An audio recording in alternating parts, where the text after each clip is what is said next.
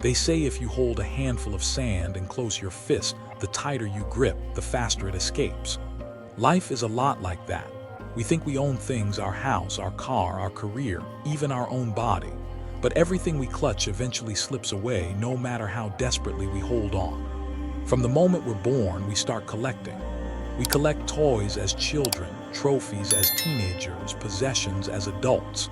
We collect memories, opinions, beliefs, building this grand museum in our minds, convinced it all belongs to us. But here's the question no one really stops to ask. What if none of it was ever ours? Think about it. That body you woke up in this morning, you didn't create it. You didn't choose its shape, its height, its heartbeat. It's made of the food you've eaten, the air you've breathed, the water you've drunk, all borrowed from the earth, all destined to return to it. And your thoughts, your emotions, those waves that rise and fall inside you, where do they come from? A song, a memory, a stranger's smile, a piece of news, each one ignites a different spark in your mind. Even those aren't yours.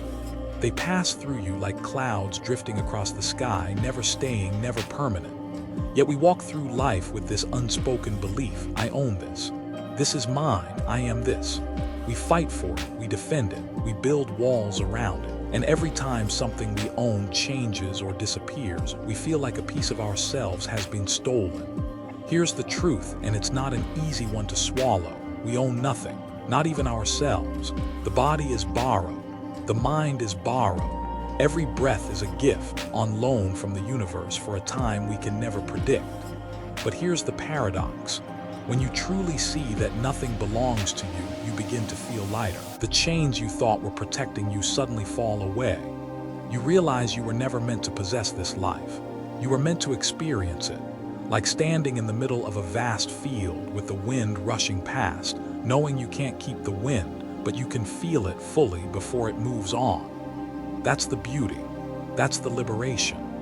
And it all starts with seeing through the illusion that you are the owner of anything at all. Because if even this heartbeat isn't truly yours, what does that say about everything else you've been holding on to? You feel it every moment of your life, the rise and fall of your chest, the quiet rhythm that keeps you here. We call it our breath, but is it really ours? The air was here long before you were born. It moves through you for a few seconds, then leaves, carrying with it a part of you and making room for something new. That's how this body works. It isn't a fortress you own, it's a vessel you travel in. A fragile, borrowed ship, crafted from stardust and soil. Water and sunlight held together for a brief voyage we call a lifetime. Look closely. Your skin, it's not the same skin you had 10 years ago. Your blood, it's not the same blood from 5 years ago. Even the bones inside you have been quietly dissolving and rebuilding, cell by cell, without your permission, without your control. And one day, every single part of this body will return to where it came from. Yet we spend so much time polishing this vessel, decorating it, comparing it to others. We fear its wrinkles, hide its scars, push it to keep up with the demands of our ego. We forget it's not meant to last forever. It's meant to carry us just far enough to discover something deeper. The Buddha called this body a borrowed raft. You use it to cross the river, but you don't carry it on your back after you've reached the other shore. The body is the same, a means, not the destination. But here's where the illusion deepens. We think this body is who we are. When it's praised, we feel proud. When it's injured or sick, we feel broken. We forget that we are the passenger, not the vessel. Close your eyes for a moment. Feel the weight of your hands, the temperature of your skin, the air brushing your face. This is not ownership, this is stewardship. You care for it, you nourish it, you respect it, but you cannot keep it. And when you finally understand this, something shifts. You stop fighting time. You start listening to the quiet messages the body whispers, when to rest, when to move, when to simply be. You begin to live with your body, not for your body, because this vessel, it's not who you are. It's just the boat that carries you across the ocean of this life for as long as the tides allow. And just like the sea shapes the boat, there's something else that shapes you from within, flowing, shifting, changing, something we're about to step into. If the body is a vessel, then the mind is the current that carries it forward. But unlike a rock, solid and unmoving, the mind is never still. It flows, it bends, it shifts. One thought rises, another falls. A memory from childhood drifts in, then dissolves into a worry about tomorrow. A moment of joy turns into frustration, frustration melts into curiosity, and curiosity blooms into love. We like to believe we are our thoughts, that the voice in our head is the true me. But if that were so, then which thought is the real you? The one you had this morning, the one you'll have tonight, or the one you can't even imagine yet, waiting for the right moment to appear? The truth is, the mind is like a river you're floating in. You don't control where each drop of water comes from or where it goes. Sometimes it's calm and clear, reflecting the sky. Other times it's muddy and wild, carrying broken branches and debris from upstream. And here's the thing about rivers, they're never the same twice. The water that touched your skin a second ago is already gone, replaced by something entirely new. Your thoughts work the same way. That surge of anger, that flash of inspiration, that sinking feeling in your stomach, each one passes through, leaving space for the next. But we cling to them as if they are permanent. We say, I am angry, instead of anger is flowing through me. We say, I am sad, instead of sadness is passing by.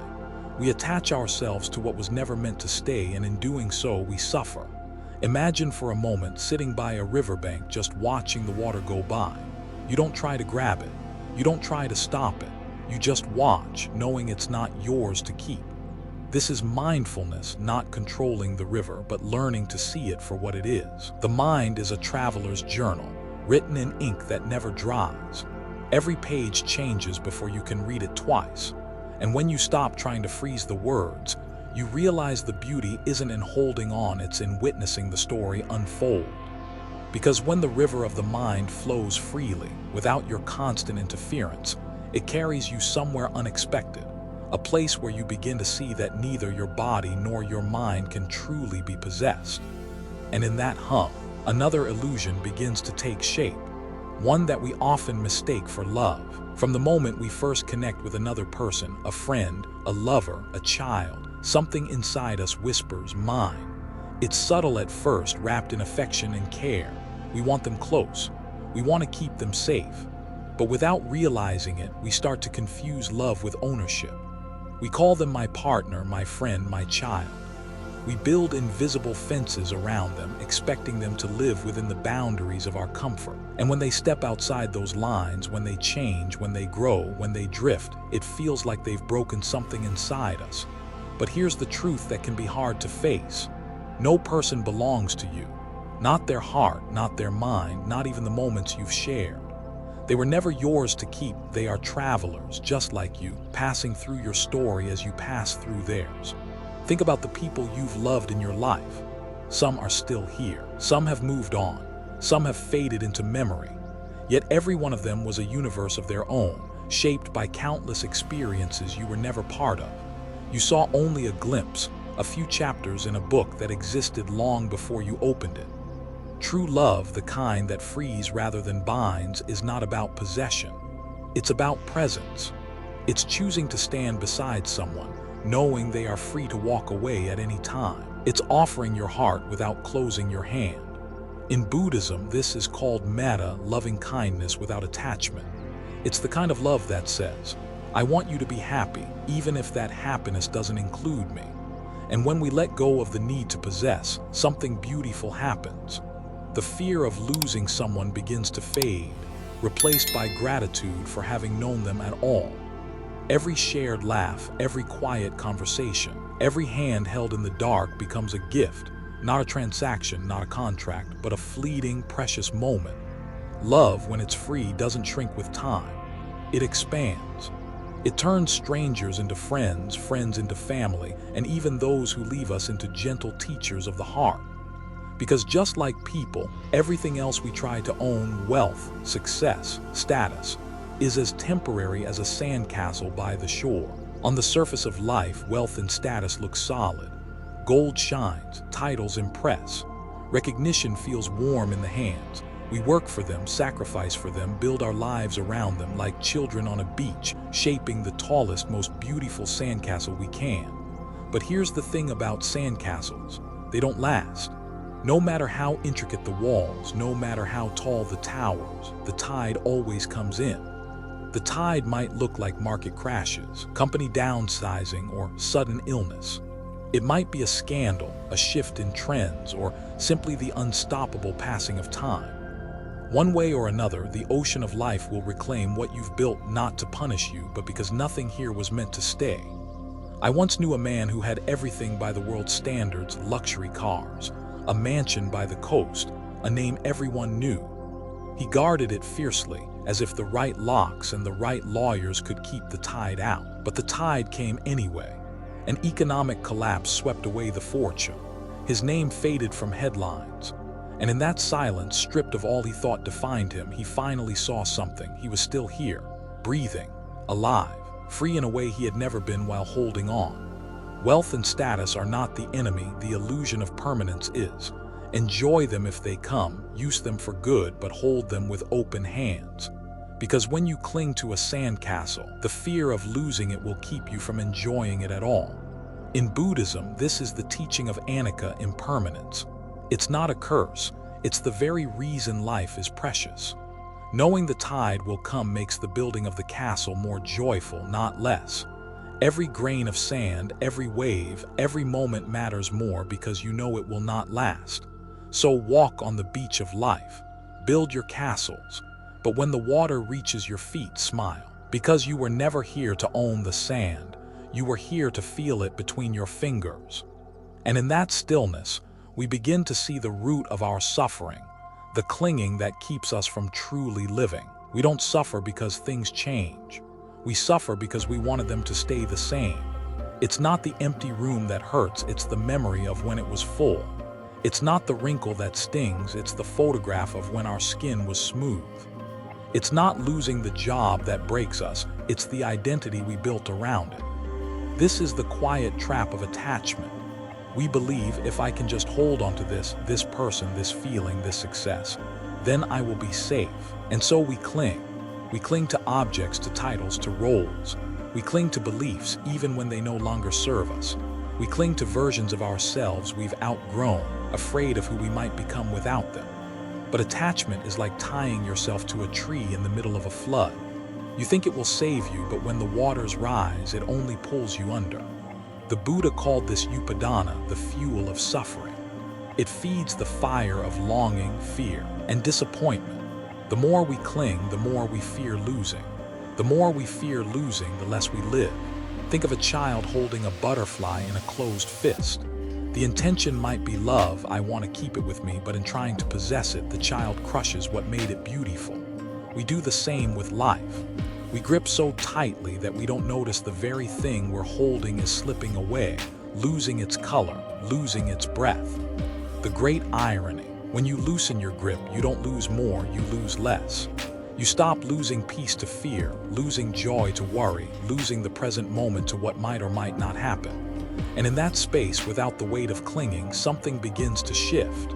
The heart becomes lighter, the mind becomes clearer, and life, unpredictable, uncontrollable life, becomes a companion instead of an enemy. And into that open space comes the first taste of real freedom.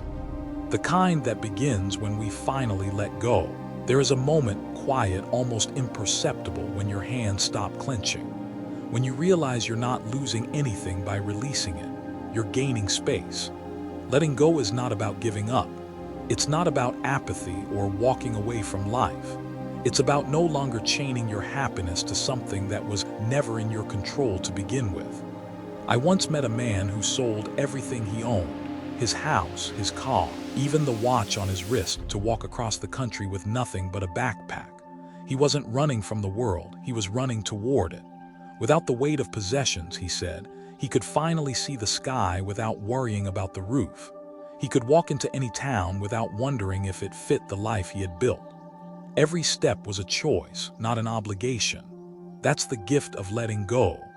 You start to see that freedom isn't something you find, it's something you uncover, once the layers of clinging are stripped away. But here's the beautiful paradox.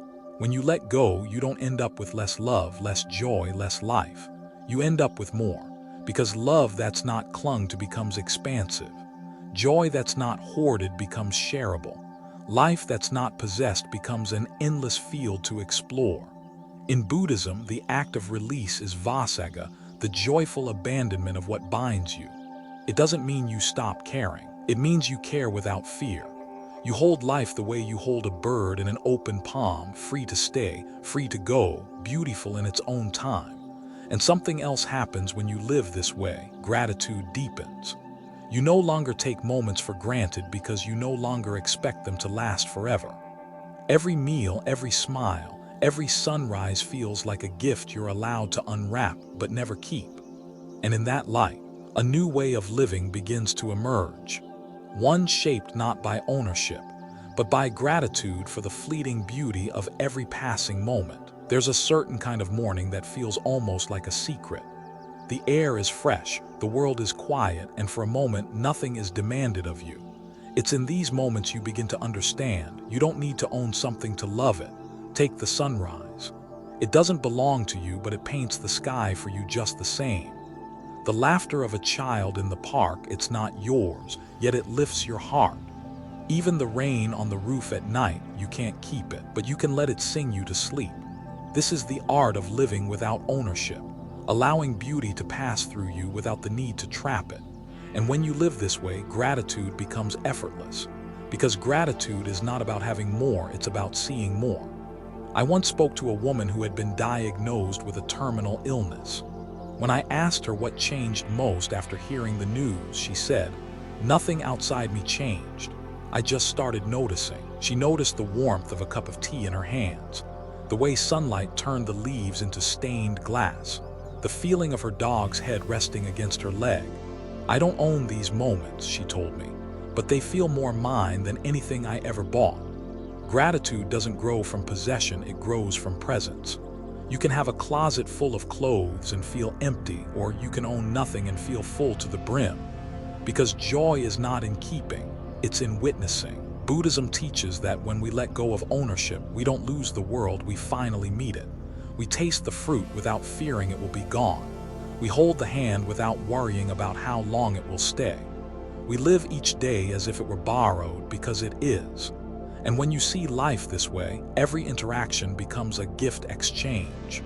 The world gives you moments and you give it your attention. Nothing more is needed. And in that rain, you start to feel something deeper still.